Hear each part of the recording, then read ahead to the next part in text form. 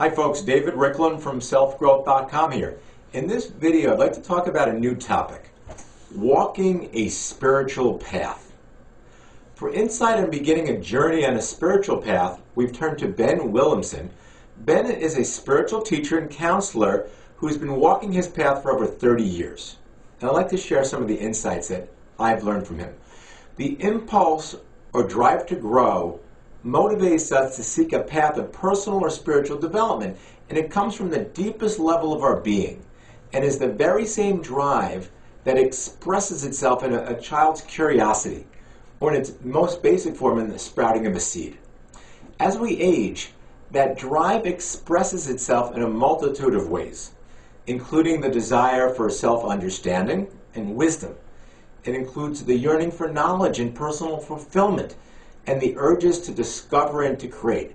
It also includes the wish to help others, the pursuit of spiritual awareness, and the search for answers about life and life's purpose. Walking a spiritual path is a way of discovering and developing oneself and becoming aware of our relationship to everything around us. It is to enter into a way of looking at the world and ourselves that reaches beyond the physical aspect of our life. Although spiritual and personal development have many things in common, spiritual development takes us to the deepest level of self, while personal development may only address certain issues. Before we embark on a path of development, we should be clear on what kind of development we're seeking.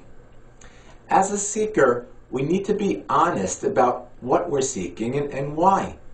Is there something we're hoping to reach, or something that we're trying to get away from? Are we looking for answers about our life, or are we trying to fill a void in our life? Are we hoping to learn about ourselves, or are we looking for compliments and recognition? Are we seeking personal growth, or are we seeking power to control others and elevate ourselves? Are we looking for guidance, or are we looking for someone to look after us?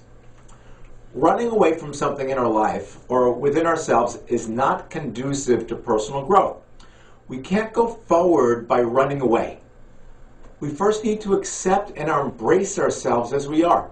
Like everyone else in the world, we're the sum of the total of our experiences and learning, and therefore we can't be anything else. Regardless of how we feel about ourselves or how much we'd like to change, there's nothing wrong with us. Therefore, we're normal. Recognizing this is the first and most important step in spiritual growth.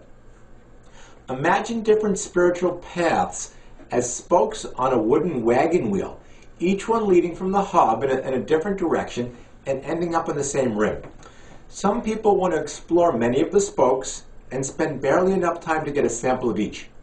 They might acquire a lot of information but fail to gain experience necessary for growth. When it comes to spiritual growth, obtaining knowledge is important, but becoming the knowledge is everything.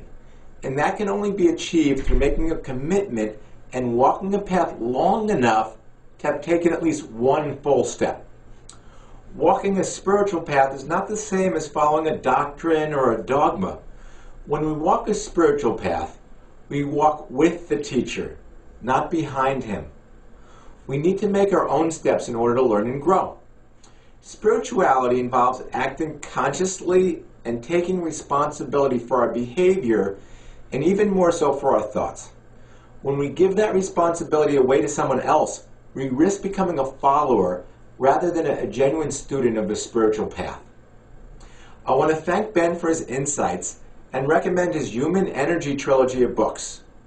This series has been described as a must-read for anyone who wants to learn more about the psyche and healing, or learn about the role of spirit in everyday life and the challenges of personal and spiritual development.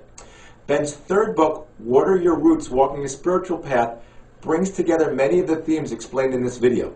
You can get a free excerpt from the book as well as other books in the trilogy by clicking on the links to the right. The question Ben asked you to comment on is this: can we walk a spiritual path without accepting spirit life? Make sure you comment below.